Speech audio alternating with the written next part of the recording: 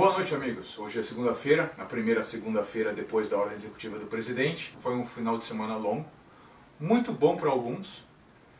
São 5 milhões de pessoas que vão receber o documento e agora também muitas pessoas felizes e vai abrir o caminho para o resto. Isso é só a ponta do iceberg. A mudança começou e ninguém vai conseguir evitar que pare. Então prepare-se, você que não qualificou, não perca as esperanças. Porque muita gente que não qualificou no DACA de 2012, qualificou agora, 2 anos depois. Então, como se tem falado, a mudança está vindo e ninguém para. Hoje estamos aqui, depois da segunda-feira, no nosso Facebook, como você pode ver na tela, está recebendo dezenas e centenas de perguntas diariamente. Eu tenho tentado responder a maioria, mas fica difícil porque algumas perguntas são mais frequentes, elas se repetem.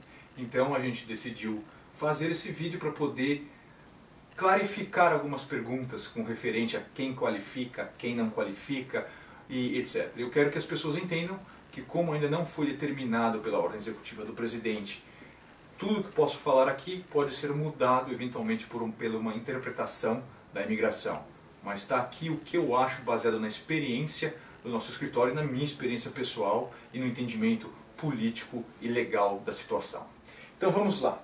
Eu vou mudar de tela aqui para eu poder ler as perguntas e acompanhar, e a gente pode acompanhar dessa forma.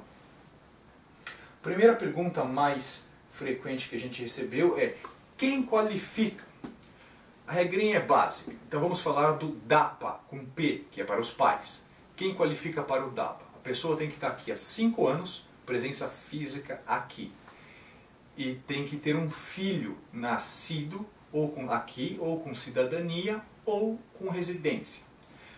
Como está muito vago o que o presidente anunciou, não se sabe ainda.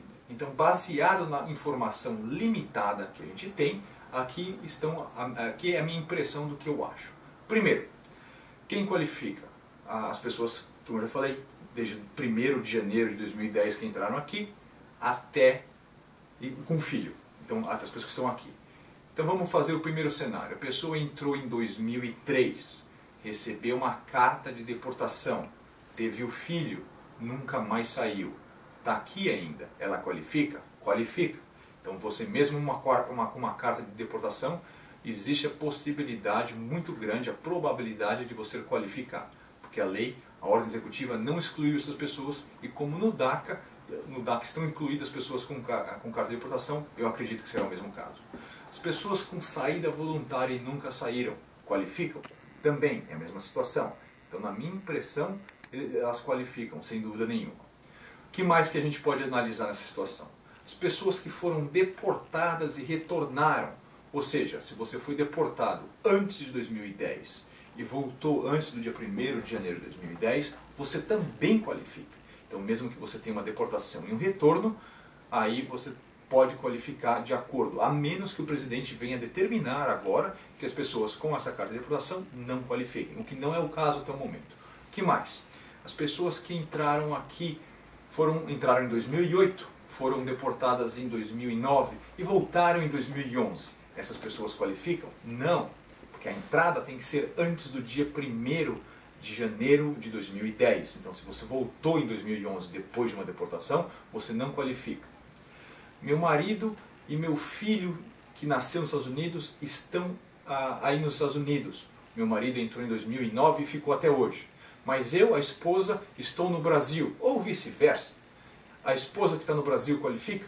Não. A pessoa tem que ter 2 requerimentos, como foi feito antes. Estar aqui desde o 1º de janeiro de 2010 até hoje. Tem que estar aqui na data da promulgação, que foi dia 20 de novembro de 2014.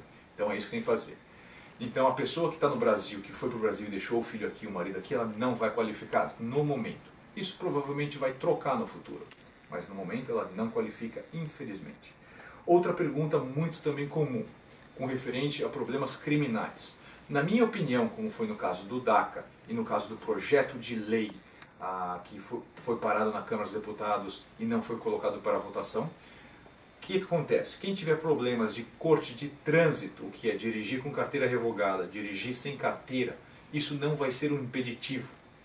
Então as pessoas que têm esse tipo de crime, isso é um crime, é chamado misdemeanor, isso não vai ser um impeditivo. provavelmente vai ser uma exceção da lei. Agora, geralmente, se você tiver uma felony ou 2 misdemeanors, isso já começa a complicar um pouco. O que são 2 misdemeanors? São crimes um pouco mais simples, como violência doméstica é um, dirigir embriagado seria outro. Quando você vai no Walgreens e decide dar aquela fanada num DVD e acaba sendo pego. Então isso são complicações. E a felony? Felony é um crime mais sério, mais ou menos considerado hediondo.